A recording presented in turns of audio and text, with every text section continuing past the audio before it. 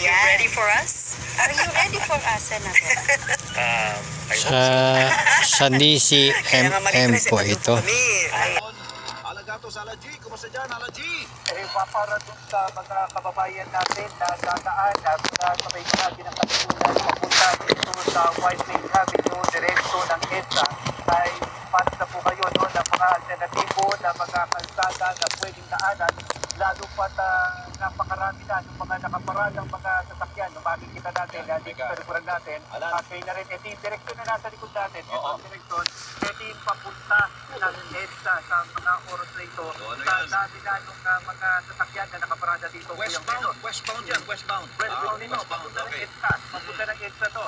At yung iba, may buti nilang may bukasan pa doon, may pa-U-turn pa doon. Yung iba, nag-U-turn pabalik ulit ng bahagi ng Katipunan.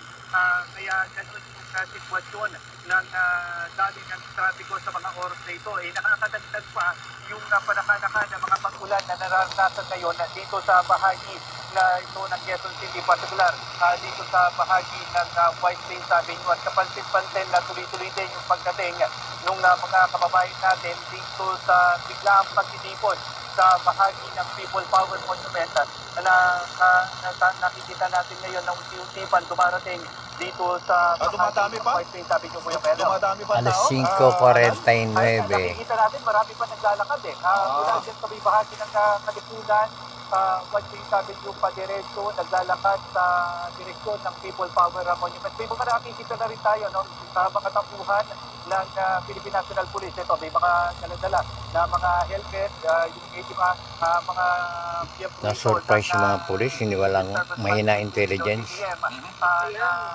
Kadalasan ginagamit na pang-crowd Hindi dapat dumami yun. mga pag-titipon Kuya Melo. Oo. Kung naharangan ng pulis kagad yun, hindi dadami. Kanina, sabi ni Mark Mahalanan, Mahina intelligence. Mahina. Dapat palitan na yung PNP chief ni Marcos. Mahina intelligence ng pulis. Pagkatapos, balik sa informasyon, Natutulog sa pansitan yung PNP chief. yung bilang ng mga tao dito, Kuya Melo. At Natatis yung pumalit kay nakikita natin na nagdadating kay Tory. Mahina. Dapat si Tory ipag-ibalik na sa PNP. Mahina yung pulis, yung pumalit si Tory. Natatis. Pero mahina rin si Tory kasi siya yung GM ngayon Bakit hindi rin niya alam yung DA? Pare-pareho lang mahina. Nabigla sila, no?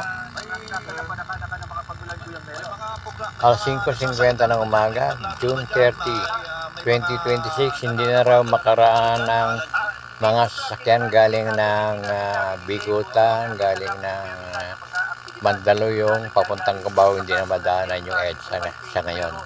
Kanina pa yan, mga alas 5. Pakita natin sa dali yung mga kababayan natin na naglalakad sa mga oras na ito. Saan ba kayo galing? Saan kayo galing? Dito lang din po ba kayo sa Quezon City? Or mga taga... Yung nga tao galing ng Katipunan, naglalakad papunta ng White Plains. Galing pa ng Pampanga. Galing pa ng Pampanga. Yung ko galing pa ng Pampanga, nagakot talaga. Baka galing pa na Ilocos yung ba dyan? Nabigla yung mahina intelligence. nakikita natin ay eastbound naman ito. Hindi na dapat doon para sa Katipunan, naharang na Wala. Katipunan? Alam mo yung Katipunan? Mga sasakyan na ito. Doon sa taas nun, Major Dizon, di ba? Pagkakat mo sa taas, Katipunan na yun Papunta na ng White Plains yun. Naglalakad ang mga tao papunta ron.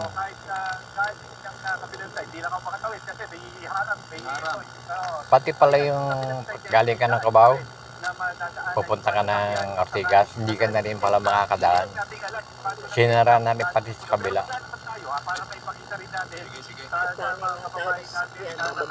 Malamig-lamig ngayon Alas 5:52 ng umaga, June 30, 2026. Barado na yung EDSA, hindi na makaraan yung mga sakyan, carousel, bus na lang. Buti hindi pa hinaharang yung mga bus. Kasi wala na tayong nakikita ng mga dumadaan eh. Wala na raw makitang dumadaan. Ano ibig sabihin yan? Pero hindi natin alam kung paano makakalusot dito mga ito. Kasi kung ang mga tao dyan, 1,000, kaya pa ng pulisya, 2,000. Pero siguro may 5,000 na to eh. Bukang puno na to. Puno na yung White Plains. Lalakad yung mga tao. Diyan kasi kakanan yung mga sasakyan sa White Plains. Papuntang Katipunan. Kaya lang, sa dami ng tao, hindi na mula sa Ortigas, hindi na makapasok sa EDSA. Nag-park dyan, no? Nakahimpil naman sa mga dalawa na yata. Kasi From the outer lane. barado yung White Plains. Wala.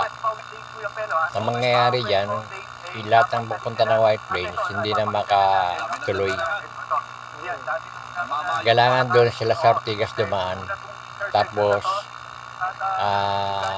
ano yung bigay yung daan doon sa ano? Pulinsan Garden, hindi ka at lalabas ka dito sa White Plains papunta ng EDSA. Naku, hindi ka na makakadiretso dahil nandito na yung Ano bang na yun? Sa sinabi mo ngayon sa bahagi Sa Marpi?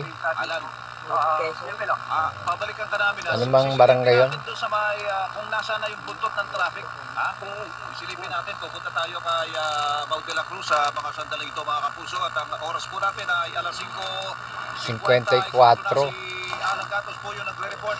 Nandun siya, nakatungtong siya doon sa westbound ng White Plains Avenue. Mas malapit siya sa EDSA, kanto ng EDSA at saka White Plains Avenue. Labanda-banda roon naman, medyo malayo-layo siya ng konti mula kay Mark Macalalan. Pero si Mau de la Cruz, nandun sa kabilang dulo naman sa may Pasay. Lalo ng trapiko mula Quezon City hanggang Nako. Pasay City. Aalamin po natin Yung mga kung bus ano ang dito, itsura. Vicky, Mau de la galing Cruz, ng Father Mao, what's up? Vicky Kumusta ng dyan? ano yung mall dito? Nakalimutan ko tuloy yung mall. Yung mall na malaki sa... Hindi yung mall. Hindi. Southbound. Di sa Pasay. Pag yun barado doon, hindi na ang traffic hanggang dito na. Sa may Bendia.